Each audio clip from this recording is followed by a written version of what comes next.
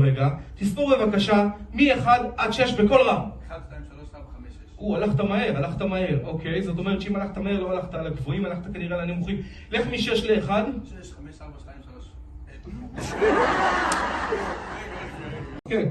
3, 1, 7, 1, 0, 4, 1, 0, 3, 2.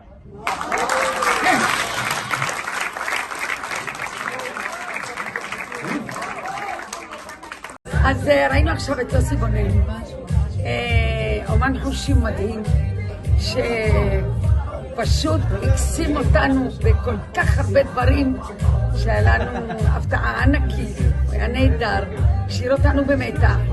הופעה מעולה הייתה, באמת. הופעה טובה, כישרונית. הופעה מהממת. אין מה להגיד. יוסי בונן, אתה גאון, אתה משהו, מה זה מלא לנפץ? זה משהו לא נורמלי. אימא'לה, ישבת להתעלסת כאן על השטיח האדום. הלכתי עם האינטואיציה שלה, והאינטואיציה שלה אומרת שאין פה כלום. אוקיי. אני פה עם יוסי, אחד הגאונים שראיתי בחיים שלי. מה זה הבן אדם הזה? הוא לא נורמלי. אחי, תקשיב, אתה גאון.